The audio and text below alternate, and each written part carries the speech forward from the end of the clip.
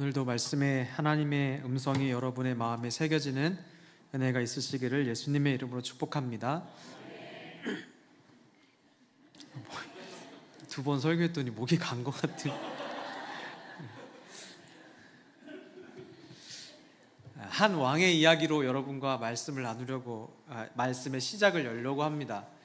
압둘라만 3세라는 왕이 있습니다. 이름은 기억 안 하셔도 돼요. 어쨌든 이런 왕이 있었는데, 이 왕은 AD 10세기 무렵에 사라센 제국이라는 거대한 나라를 통치했던 왕의 이름입니다. 압둘라만 3세.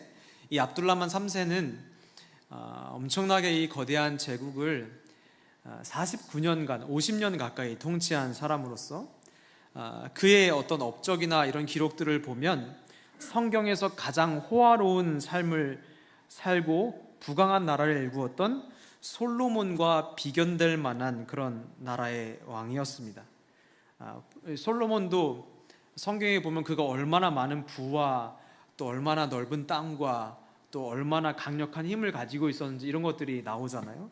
그리고 뭐 후궁 이야기도 나오고 막 이런 이야기 나오는데, 지금 오늘 이 압둘라만 3세도 자기의 어떤 부강함과 강함 이런 것들을 자랑하는 내용 중에 후궁을 몇 명이나 두었는지를 기록에 남겨두었어요. 이 사람이 후궁을 몇 명이나 두었냐면 3,321명.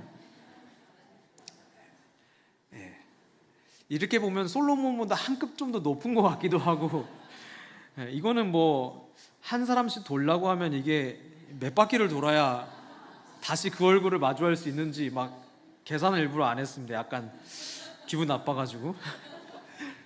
자녀들은 몇 명을 낳았느냐? 616명을 낳았다고.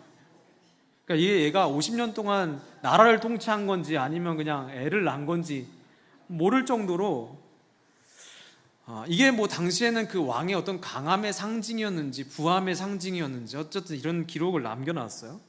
그리고 그의 재산도 아주 천문학적인 재산이었다고, 그가 1년에 여러 제국을 통치하면서 벌어들이는 어떤 부의 수익도 상상을 초월했다고 그렇게 기록하고, 사실 뭐 자세하게 현대 수치로 말하는 사람들도 있습니다. 근데 뭐 조 단위가 넘는다고 이렇게 얘기하더라고요.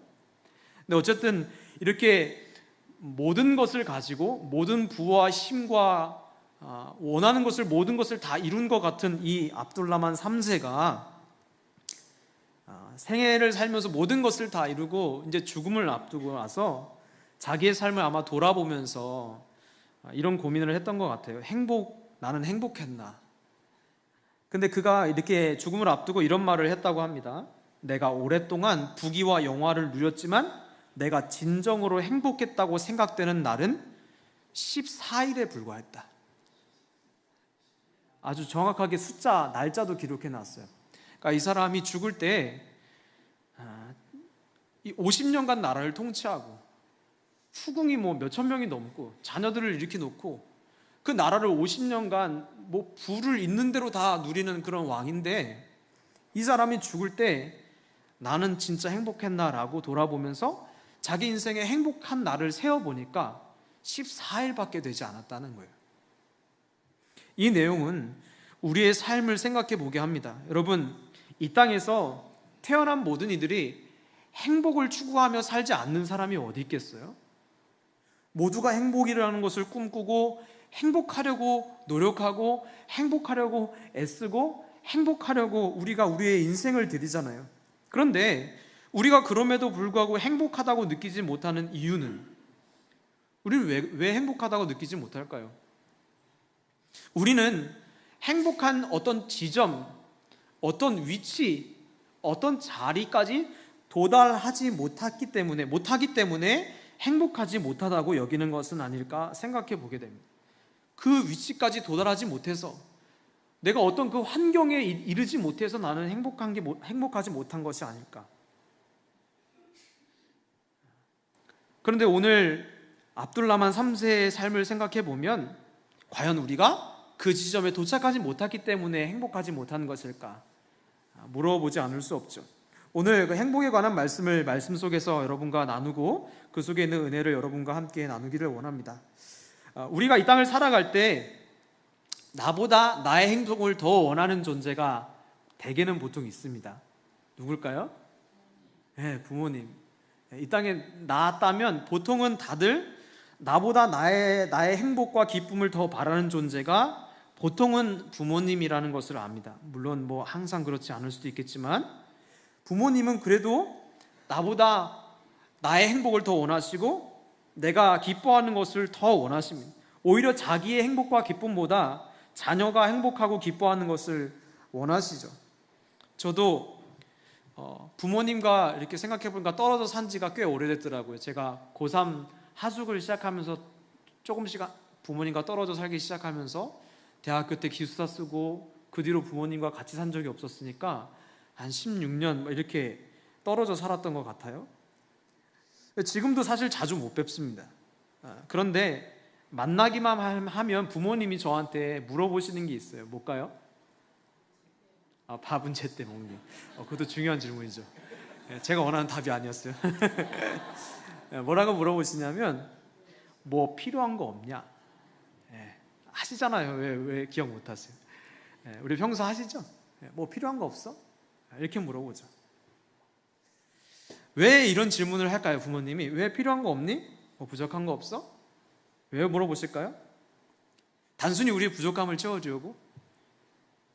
원래 근원적인 이유가 있습니다. 무엇이냐면 내가 자녀의 어떤 부분을 채워줌을 통해서 결국은 그 자녀의 행복을 도모하기 위한 목적인 거예요.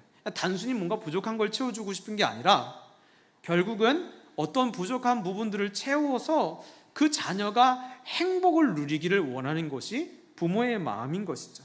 그러니까 부모는 만나면 주고 싶고 채워주고 싶은 거예요. 결국은 자녀의 행복 때문입니다.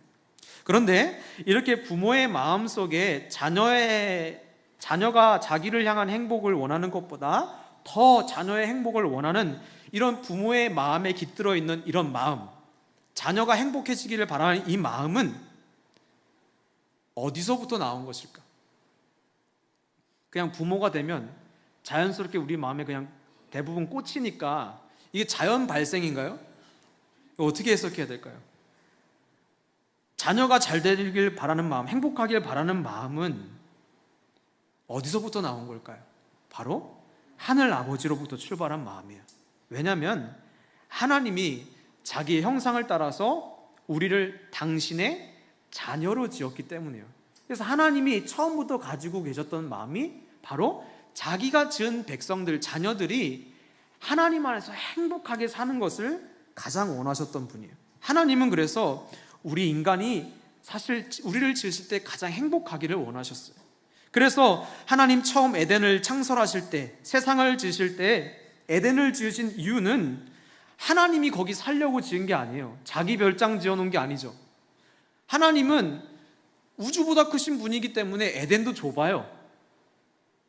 하나님에게 에덴이 필요한 게 아니에요. 왜 지었어요? 아담과 하와 행복하라고. 아담과 하와가 그 안에서 누리며 하나님의 사랑을 듬뿍 찾아내고 그 안에서 하나님이 주신 진정한 행복을 가득 누리며 그렇게 살아가라고 아담과 하와를 위해서 지어주신 거예요. 창세기 1장 27절, 30절 말씀에 하나님이 자기 형상을 따라 곧 하나님의 형상대로 사람을 창조하시되 남자와 여자 지으시고 하나님이 그들에게 복을 주시며 하나님이 그들에게 이르시되 생육하고 번성하고 땅에 충만하라 땅을 정복하라 바다의 물고기와 하늘의 새와 땅에 움직이는 모든 생물을 다스리라. 하나님이 이르시되 내가 온 지면에 씨 맺는 채소와 씨 가진 열매 맺는 모든 나무를 너희에게 주노니 너희의 먹거리가 되리라. 또 땅의 모든 짐승과 하늘의 모든 새와 생명이 있어 땅에 기는 모든 것들 내가 모든 푸른 풀을 먹거리로 주노라 하시니 그대로 되니라. 하나님이 에덴을 지으실 때 이미 자기 백성 하나님의 자녀 아담과 하와가 어떻게 하면 행복할 수 있을까를 구상하시고 이런저런 것들을 다 만들어내셨어요. 그리고 그 안에서 하나님이 주시고자 하는 행복을 누리라고 하나님이 그 땅을 다스리고 정복하고 모든 것들을 통치하며 먹을 것들도 다 수많은 종류들로 다 준비하셔서 하나님이 아담과 하와에게 준비해 주신 거예요. 그런데 하나님이 이렇게 다 허락해 주셨어요. 모든 거 다 주시고 그 안에서 온전한 행복을 누릴 수 있도록 하나님이 이미 아담과 하와가 태어나기 전에 다 준비해 놓고 에덴을 만드셨는데 딱 하나 건들지 말라고 했죠. 그게 무엇입니까? 선악을 알게 하는 나무. 창세기 1장 15절 17절 여호와 하나님이 그 사람을 이끌어 에덴 동산에 두어 그것을 경작하여 지키게 하며 여호와 하나님이 그 사람에게 명하여 이르실 때 동산 각종 나무의 열매는 내가 임의로 먹되 선악을 알게 하는 나무의 열매는 먹지 말라. 먹는 날에는 반드시 죽으리라 하시니라. 하나님이 다 주셨는데 선악을 알게 하는 나무 하나 먹지 말라고 했어요. 이것 때문에 우리가 원망이 많잖아요. 왜 만들어놨을까? 그렇죠? 네. 그런데 이 선악을 알게 하는 나무에서 이 선과 악을 알게 하는 나무, 이 선은 히브리어로 토브를 의미하는데 이거는 좋은, 유익한, 선한 이런 뜻이 있어요.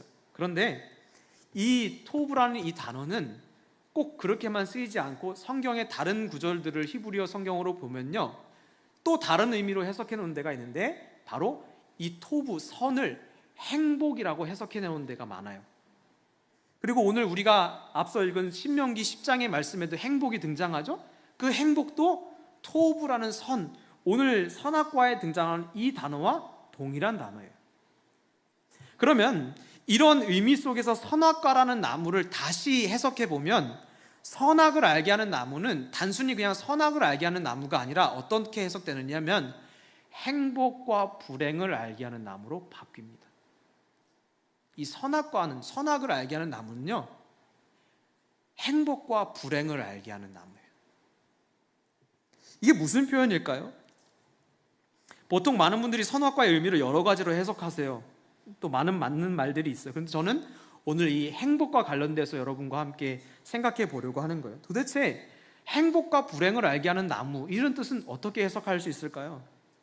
하나님은 왜 이 행복과 불행을 알게 하는 나무를 동산 중앙에 심겨 놓으셨을까요? 아담과 하와가 에덴을 누리면서 얼마나 행복했겠어요. 원하는 게 다 했잖아요. 모든 것을 다스릴 힘도 자기에게 있고, 심지어 하나님이 아담에게 데리고 와서 이름도 아담에게 지어주라고 그렇게 얘기하시죠. 모든 즐거움과 행복이 에덴 안에 가득 있었어요. 근데 문제는 뭐냐면 이 아담과 하와가 행복의 출처를 이 땅으로 오해할 것을 걱정하셨던 거예요. 사람을 위해서 하나님이 완벽하게 갖춰 놓았어요. 그러다 보니까 이 아담과 하와가 이 에덴 땅을 누리면서 자기가 누리는 행복의 원인이 어디로부터 있다고 착각할까봐, 이 땅 때문에 내가 행복한 것으로 착각할까봐, 자기가 느끼는 행복과 즐거움이 이 완벽한 땅 때문에 내가 행복한 것이라고 하나님 착각할 것을 아셨던 거예요. 그래서 그들이 느끼는 행복과 기쁨의 출발이 어디인지를 알게 하시려고 했던 거예요. 그래서 동산 중앙에 이 행복과 불행을 알게 하는 나무를 한 자루 심어 놓으시고, 이 완벽하게 느껴졌던 에덴 때문에 너희가 행복을 느끼는 것이 아니라 행복의 출처가 어디라는 걸 보여주는 거예요. 하나님이었다는 것을 알게 하는 거예요. 아담과 하와의 삶에서 행복은 에덴이라는 땅으로부터 시작된 것이 아니라 그 땅을 그들에게 허락하신 하나님에게 행복이 시작된다는 것을 이들로 하여금 잊지 않게 하려는 거예요.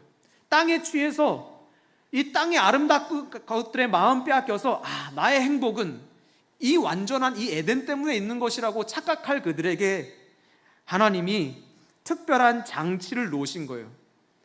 땅의 마음 빼앗기지 말고 그 행복을 주신 주님이 계시다는 것을 잊지 말아라. 그래서 선악과 열매에 어떤 특별한 효능이 있었던 것이 아니고 그것은 하나의 장치로, 이 에덴이 행복의 주체가 아니라 하나님이 행복의 주체이고, 그 하나님이 떠나면 에덴도 불행의 땅과 다를 바 없다는 것을 알려주고자 하는 하나의 장치였던 거예요. 여러분, 우리가 어떤 건물이나 기념비를 세울 때, 요즘은 안 보이는 것 같아요. 잘 못 봤는데, 제가 어린 시절만 해도 아주, 제가 시골에 살아서 그런가요? 많이 봤어요. 무엇이냐면 건물마다 이렇게 하나씩 다 있는 건데 정초라고 부릅니다, 한자로. 그리고 한글로는 머릿돌이라고 부르는 거 아시죠? 머릿돌. 이 머릿돌은요, 뭐 종류와 어떤 크기마다 조금씩 다 다르긴 하는데, 이 머릿돌을 보면 대략적으로 무엇을 알 수 있느냐? 언제 그 건물이 지어졌는지, 누가 그 건물을 만들었는지, 그리고 어떤 의도로 만들어졌는지 쓰여 있기도 하고요. 그리고 그 건물을 짓기 위해서 수고하고 헌신한 사람의 이름이 쓰여져 있기도 합니다. 이게 머릿돌에 담겨져 있어요. 그러니까 이 머릿돌만 보면, 그 건물의 역사를 모르더라도 그 머릿돌만 보면 이 건물의 의미와 그 건물이 어떻게 세워진 것인 것을 이해할 수 있게 되는 거예요. 이건 몇 년도에 지어졌고, 교회들이 머릿돌이 참 많았거든요. 이 어떤 건물을 보면 이건 어떤 권사님의 헌신과 수고가 이 건물을 세워지게 했구나. 이건 몇 년도에 지어졌구나. 이것은 어떤 마음으로 누군가가 이런 마음으로 봉헌한 것이로구나. 이런 것들이 머릿돌에 쓰여져 있는 거예요. 그래서 우리는 머릿돌을 보고 그 건물의 제작 의도, 어떻게 만들어졌는지, 이런 것들을 그 처음 지으려고 했던 첫 마음을 생각해 볼 수 있게 하죠. 말씀을 묵상하면서 이 선악을 알게 하는 나무가 바로 머릿돌과 같다는 역할을, 머릿돌의 역할을 한다는 것을 알게 되었습니다. 선악과는 에덴 동산이 누구를 통해 만들어진 것인지, 그리고 아담과 하와가 누리는 기쁨과 행복이 어디로부터 출발한 것인지를 잊지 않도록 하기 위한 에덴 동산의 머릿돌이었던 거예요. 그러니 아담과 하와는 이 선악을 알게 하는 나무를 동산 중앙을 지나가면서 볼 때마다 무엇을 생각했을까요? 내 행복의 출처가 땅이 아니라 하나님이라는 것을 머릿속에 각인시켰던 거예요. 근데 사단이 어떻게 합니까? 하나님과의 관계를 끊어내기 위해서 선악과를 먹으라고 유혹하죠. 이 사단의 계략은 바로 행복의 출처를 지우려는 시도인 거예요. 사람으로 하여금 땅에서 행복이 출발된 것으로 착각하게 만드는 거예요. 하나님으로부터 행복이 온 것이 아니라 이 출처를 지워버리면 에덴에 뭐만 남아요? 땅만 남아요. 아무것도 하나님이 자기 흔적을 안 남겨놨거든요. 오직 인간을 위해서 만들어 놓고 이 선악과 위에는 아무것도 안 남겨놨어요. 그러니 이 선악과를 지운다는 건 뭡니까? 이 선악과를 지으신 분, 이 선악과를 통해서 이 에덴을 통해서 행복을 주시는 출처 하나님을 지워버리는 거예요. 성경에 보면 이 선악과를 먹었다 이렇게 표현하면 선악과를 먹었다. 그런데 이 먹었다라는 표현, 삼키다는 표현도 있지만 조금 다른 표현이 뭐가 있냐면 지우다, 소멸시키다라는 의미가 있어요. 즉 이런 의미를 따라가면요, 이 아담과 하와가 선악과의 열매를 먹는 그 내용은 단순히 열매를 먹는 장면이 아니라 에덴의 주인이신 하나님을 지우는 장면인 거예요. 사단에게 속아서. 그렇게 행복의 출처를 잃어버린 인간이 참된 행복을 누리지 못하는 것은 당연한 일입니다. 에덴에서 쫓겨났어요. 이 땅에서 아무리 큰 업적과 성과, 부와 권력, 지식과 지혜가 있어도 행복의 출처를 잃어버린 인간에게 참된 행복을 찾을 수 있을 수가 없다는 것을 우리에게 보여줍니다. 사랑하는 애복의 성도 여러분, 우리가 반드시 기억해야 될 게 있어요. 잊지 말아야 될 것이 있는데, 사람에게 참된 행복은요, 동산에서 오는 게 아니에요. 이게 무슨 말이냐면 환경에서 오는 게 아니라는 거예요. 무엇인가 완벽하게 갖추어지고, 무엇인가 그럴듯하게 준비되고, 무엇인가 내 삶을 안정적이게 만들어 어떤 환경이 준비되면 행복이 찾아올 것으로 사람은 착각합니다. 그래서 이 환경에 도달하면, 내가 이 정도 누리면, 이 자리에 가서 앉으면 행복할 것이라고 생각하는데, 하나님 말씀하시는 거예요. 에덴 동산이 아담과 하와를 행복하게 해준 게 아니에요. 하나님이 행복의 출처라는 것을 보여주는 거예요. 저는 오늘 말씀을 통해서 정말로 우리의 환경이 우리의 행복의 출처가 아니라 하나님만이 우리의 행복의 출처 되심을 믿음으로 받으시기를 예수님의 이름으로 축복합니다. 오늘 본문 말씀 신명기 말씀으로 돌아와서, 이 신명기 말씀은 출애굽한 이스라엘 백성들이 40년의 광야 생활을 지나고 이제 약속의 땅, 젖과 꿀이 흐르는 그 땅에, 하나님이 주실 그 땅에 들어가기에 바로 앞에서 모세가 그 40년의 여정을 돌아보면서 이제 약속의 땅으로 들어갈 새로운 세대들에게 하나님의 마음을 담아서 간곡하게 설교했던 고별 설교입니다. 왜냐하면 자기는 이제 죽으니까 곧. 그리고 오늘 10장 12절의 말씀은 그 내용 한가운데 있는 말씀이에요. 뭐라고 얘기하십니까? 12절 13절 보니까 이스라엘아, 내 하나님 여호와께서 내게 요구하시는 것이 무엇이냐? 곧 내 하나님 여호와를 경외하며 그의 모든 도를 행하고 그를 사랑하며 마음을 다하고 뜻을 다하여 내 하나님 여호와를 섬기고 내가 오늘 내 행복을 위하여 내게 명하는 여호와의 명령과 규례를 지킬 것이 아니냐. 이게 지금 모세가 이스라엘 백성들에게 말씀하지만 하나님의 마음을 이야기해주고 있는 거예요. 하나님이 젖과 꿀이 흐르는 그 약속의 땅, 그 가나안 땅에 들어가기에 앞서서 이스라엘 백성들에게 요구하시는 것이 한 가지 있었다는 거예요. 마음 다하고 뜻 다하고 힘 다해서 내 하나님 사랑하라, 이 얘기예요. 이게 유명한 말씀이죠. 우리 잘 아시죠? 이게 신명기에서만 5번이나 등장해요. 그 얘기는 모세가 이 신명기를 고별 설교로 쓰면서 모세가 말하고 싶었던 가장 중요한 것이 이거였다는 거예요. 하나님을 정말로 마음과 영혼과 힘을 다해서 사랑하라는 것을 백성들에게 요구하셨던 거예요. 그리고 그 사랑을 무엇으로 드러내느냐? 하나님이 주신 말씀에 순종하는 것으로 너의 사랑을 보여주어라, 이렇게 얘기하신 거예요. 이스라엘 백성들은 이제 약속의 땅, 마치 하나님이 예비하신 또 다른 에덴, 그 행복한 땅으로 들어가기에 앞서서 하나님이 이 하나님의 말씀, 율법을 주신 거예요. 하나님만을 사랑하라. 이거 보통 이제 10계명에 우리가 비유가 되는데 하나님이 이렇게 말씀을 주셨어요. 그런데 하나님이 이렇게 요구하실 때 이 요구하시다는 단어가 조금 흥미로워요. 이 단어는 그냥 요구하다라는 말도 의미도 있지만 비슷하지만 조금 어감이 다른 의미가 또 몇 개 있어요. 무슨 뜻이냐면 구걸하다, 빌다, 간청하다, 이런 의미가 있어요. 어감이 비슷한데 다르죠. 요구하다는 건 약간 윗사람이 아랫사람에게 뭔가 딱 당당하게 요청하는 것 같은 느낌이 든다면 빌고 구하고 간청하는 건 어떤 느낌이에요? 밑에 사람이 위에 사람한테 뭔가 요청하는 내용이죠. 근데 하나님이 오늘 이스라엘에게 요구하시는 그 내용은요, 위에서 아래로 요구하시는 게 아니라 오늘 말뜻을 따라 다시 해석해 보면 하나님께서 너희에게 간절히 빌며 요청하는 것이 있다는 거예요.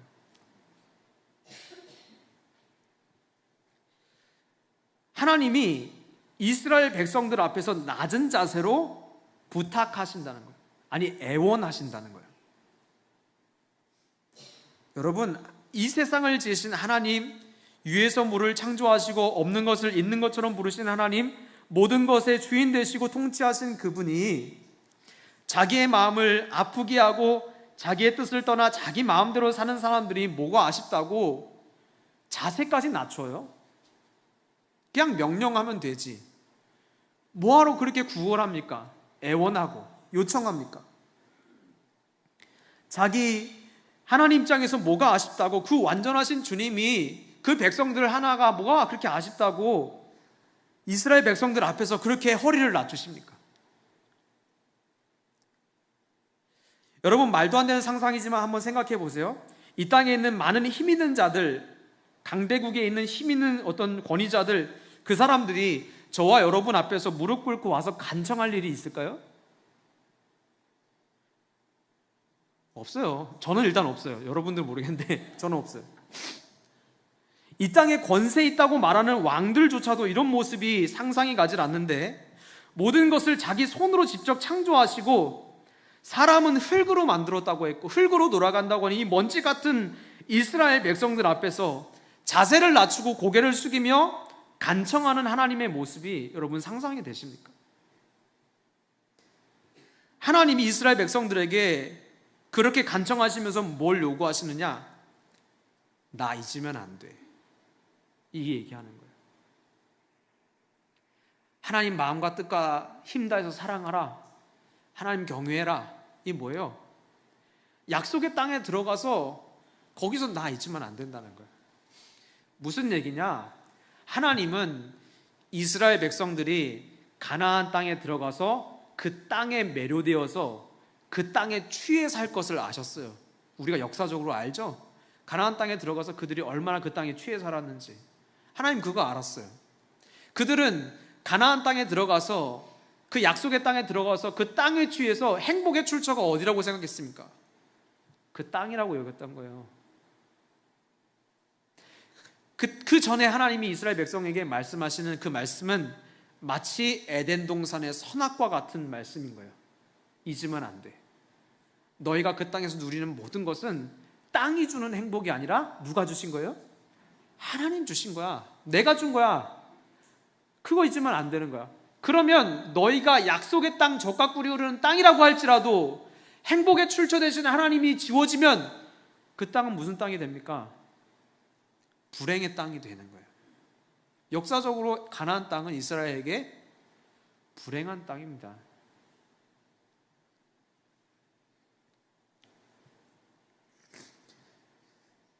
근데 이게 끝이 아니에요.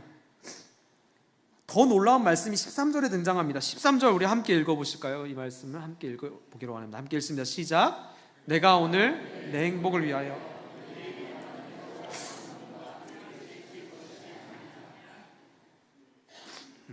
하나님께서 먼지 같은 이스라엘 백성에게 저자세로 요구하시는 것도 충격적이에요. 그런데 내용은 더 충격적입니다. 그 이유가 더 충격적이에요. 하나님이 그렇게 요구하시는 모든 것이 결국은 누구 때문에 자기가 이렇게 저자세로 요청한다는 거예요? 오늘 13절에 보니까 누구를 위하여? 너의 행복을 위해서 그렇게 해달라는 거예요. 하나님이 부탁하는데, 간절히 요청하는데 그것도 자기 때문에 그렇게 해라는 게 아니고 니네가 그 땅에서 정말로 행복하게 복되게 살려면 나 잊으면 안 돼. 그게 너희가 진짜 행복하게 살 수 있는 비결이야 라고 하나님이 간청하시는 거예요. 누구의 행복을 위해서? 이스라엘의 행복을 위해서. 모든 것의 주인 되신 하나님이 그 권위조차도 그들 앞에 내려놓고 그들에게 간절히 요청하는 겁니다. 잊으면 안 된다. 나 잊으면 안 된다. 하늘 위에 계신 하나님이 허리를 굽히고 낮은 인간에게 간청하시며 나를 기억해달라 말씀하시고 그 말씀을 지켜달라고 요청하시는 것, 그것은 인간의 행복을 위해서였다는 거예요. 여러분, 하나님이 우리에게 요청하시고 요구하시는 것은요, 기억하십시오. 반드시 우리의 행복을 위해서 말씀하신다는 거예요. 하나님이 주신 말씀은요, 우리가 정말로 하나님 안에 참된 행복을 누리도록 하시기 위해서 주신 말씀이에요. 하나님의 말씀을 따르고 지키는 것이 우리 인간이 누릴 수 있는 참된 행복의 길이며, 하나님은 그렇게 인간이 하나님의 법 울타리 안에서 참된 행복을 누리기를 너무나도 원하신다는 것을 말씀이 보여주고 계시는 거예요. 하나님이 우리의 삶에 행복을 위해서 주신 것이 하나님의 말씀. 우리는 하나님의 말씀이 우리를 올가매고 우리를 힘들게 하고 때로는 우리의 자유를 빼는 것 같고 하나님의 영광을 위해서 우리를 마치 소모하시는 것처럼 느껴질 때도 있어요. 어떨 때는. 그런데 우리는 기억해야 됩니다. 하나님이 우리에게 주신 말씀은 반드시 우리의 참된 행복을 위해서 주신 것이라는 거예요. 물론 성경에는 이 백성이 나를 위해 지었다, 내가 내 백성의 찬송을 받게 하시려고 하나님 지었다 이렇게 말씀하셨지만, 그거는 정말로 이스라엘 백성들을 이 땅에 있는 인류들을 나만을 위해서 내가 이기적으로 지었다는 의미가 아니에요. 하나님은 이들을 통해서 찬송받는 것을 너무나 원하셨다는 거예요. 그런 의미예요.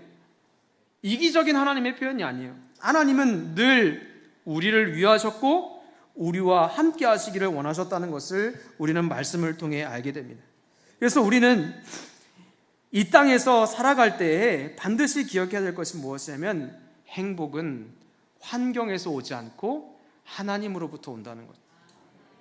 그런데 많은 사람들이 환경과 상황 속에서 행복을 찾아요. 여러분, 에덴 동산과 유토피아를 꿈꾸는 사람들 많아요. 그 사실 우리가 경제 발전이나 이런 이 지향점이 어디예요? 유토피아입니다.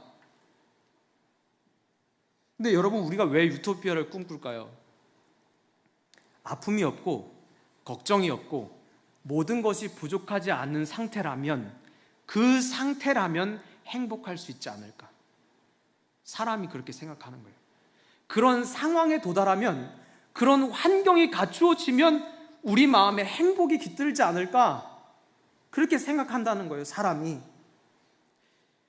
환경이 갖추어지고 환경이 에덴처럼만 조성되면, 그 안에 우리가 살면, 그러면 행복이 우리에게 주어지지 않을까? 그런데 하나님 말씀하시죠. 아무리 아름답고 완벽한 환경이 우리에게 조성되어도 거기에 하나님이 빠지면 선악과를 먹은 에덴과 똑같다는 거예요. 우리가 아무리 모든 것을 부족함 없게 우리의 삶에 나만의 유토피아를 준비해 나가도 거기에 참된 행복의 출처 되시는 하나님이 빠져 있으면 헛되고 헛된 것이라는 것을 성경이 우리에게 이해하게 합니다. 그리고 반대로 이 말씀은 또 다르게 어떻게 이해할 수 있느냐? 우리의 상황과 환경이 비록 에덴과 같지는 못할지라도 하나님을 정말로 마음 중심 모시고 그분을 사랑하고 말씀을 따라 살아가고자 하는 이들에게는 하나님이 환경과 상황을 넘어서는 참된 행복을 누리게 하실 수 있는 분이라는 것을 우리에게 깨닫게 합니다. 하나님께서 당신의 말씀을 따르며 당신을 추구하고 당신을 사랑하며 살아가는 이들에게 진짜 행복의 출처가 누구인지를 보여주시는 거예요. 에덴 따위가 아닌 거예요. 에덴은 하나님의 손에 나온 하나의 결과물에 불과합니다. 사랑하는 개포의 성도 여러분, 좋으신 주님은 세상 그 무엇보다, 그 어떤 것보다 우리의 삶을 위하십니다. 당신의 형상으로 창조된 우리가 말씀 안에서 진짜로 행복하기를 원하세요. 이게 하나님이 우리를 향해서 가지고 계시는 참된 부모의 마음이에요. 진짜 행복하기를 원해. 하나님만이 우리의 행복의 출처임을 깨닫고 하나님의 말씀 안에서 행복을 누리는 개포교회 성도들 다 되시기를 예수님의 이름으로 축복합니다. 어떤 분들은 이렇게 생각하실 수도 있을 것 같아요. 하나님께서 나의 행복을 위하시니까 그러면 내가 하고 싶은 대로, 내가 살고 싶은 대로, 내가 먹고 싶은 대로, 내가 누리고 싶은 대로 놔두면 되는 거 아니야. 그죠? 내 행복을 위한다며. 그러니까 내가 내 행복을 위해서 내가 하고 싶은 대로, 내가 살고 싶은 대로 나 내버려 두면 되는 거 아니야. 그렇게 하면 행복한 거 아니겠어? 이렇게 이야기하실 수도 있겠죠? 근데 여러분, 사람이 추구하는 행복은 반드시 자기 욕망에 기반합니다. 근데 욕망은 끝이 없죠. 그러므로 욕망을 기반으로 한 사람의 행복 추구는 행복을 만날 수가 없어요. 하나님이라는 행복의 출처를 빼고 우리의 욕망이 기반된 행복 추구는 결국은 행복을 추구하며 살았지만 불행으로 결론 맺는다는 거예요. 제가 설교의 첫 자리에 나누었어요. 자기의 행복을 추구하며 살았던 압둘라만 3세. 이 사람이 평생 살면서 나는 불행해야 돼, 나는 불행해질 거야, 이렇게 살았어요? 아니에요. 이 사람이 이렇게 살아간 이유가 뭐예요? 행복해지려고 한 거예요. 모든 것을 가지고 누리고 정복하고 다스리고 내가 원하는 대로 다 하면 거기에 행복이 있지 않을까? 이 사람은 행복을 위해서 아주 열심히 살았던 사람이에요. 정말로 행복을 위해서 열심을 냈던 사람이에요. 그런데 그의 결론이 뭐예요? 14일의 행복이에요. 저는 그 생각해요. 진짜 14일도 행복했을까? 하나님 보실 때 그 14일도 행복한 삶이었을까? 사람이 추구하는 행복은 헛됨과 불행으로 이어진다는 거예요. 전도서 2장 1절, 3절에서 8절, 11절까지 좀 길어요. 그런데 제가 읽어볼 테니까 눈으로 따라오세요. 나는 내 마음에 이르기를 내가 시험 삼아 너를 즐겁게 하리니 너는 낙을 누리라 하였으나 보라 이것도 헛되도다.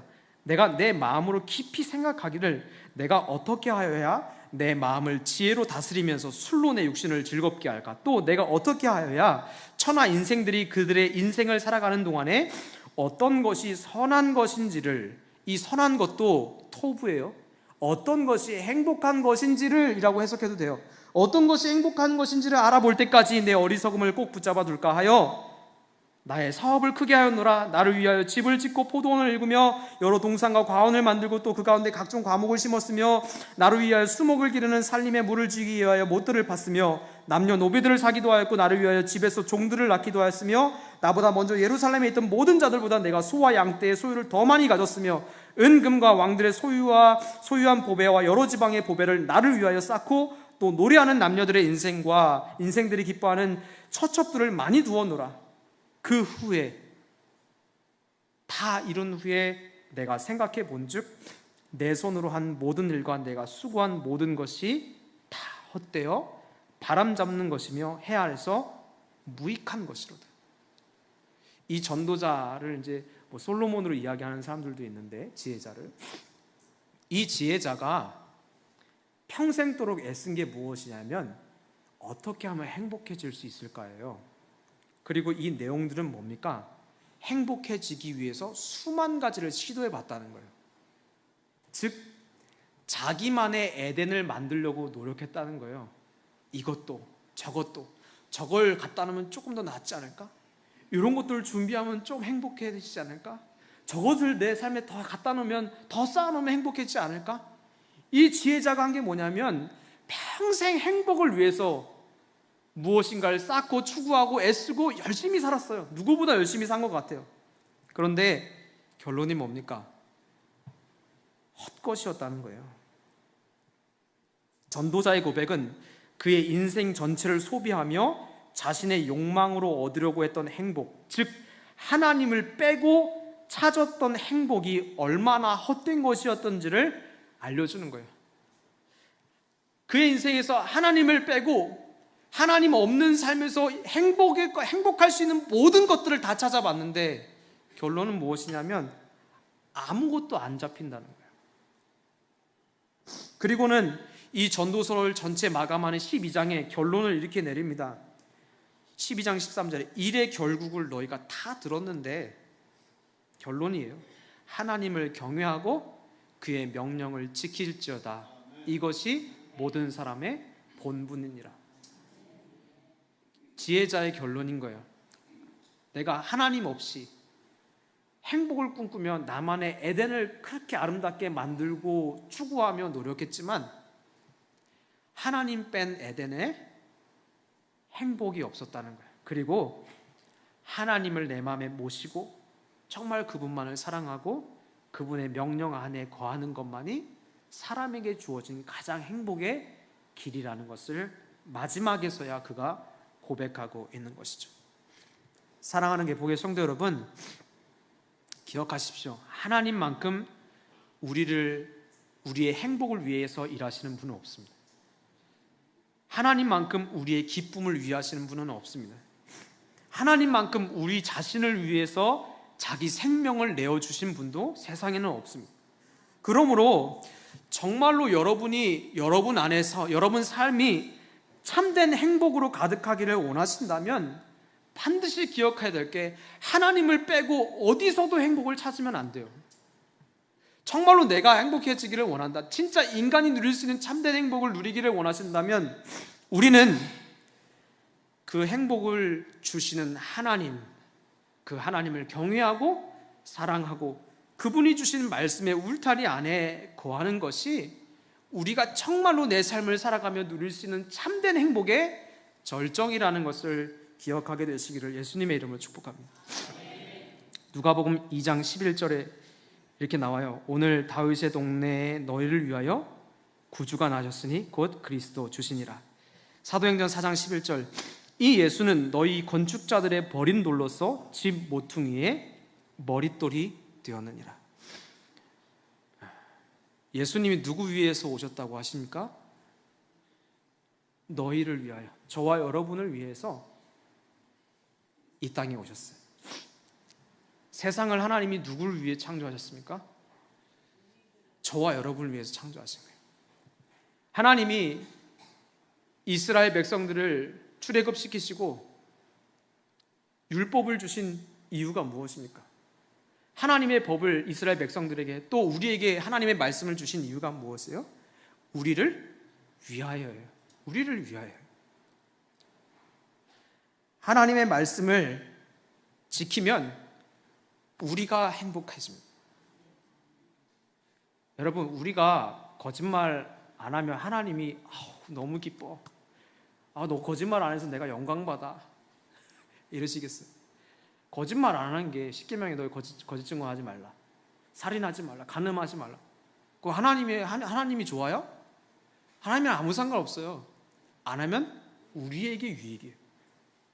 하나님의 말씀은요, 처음부터 끝까지 우리를 위해서 주어진 것입니다. 이것을 우리가 잊지 말아야 돼요. 우리를 얽매려고 하는 것이 아니라 참된 행복의 길로 인도하시는 하나님의 말씀이라는 것을 기억해야 됩니다. 그리고 예수님 이 땅에 오신 이유도 우리를 위해서 오셨어요.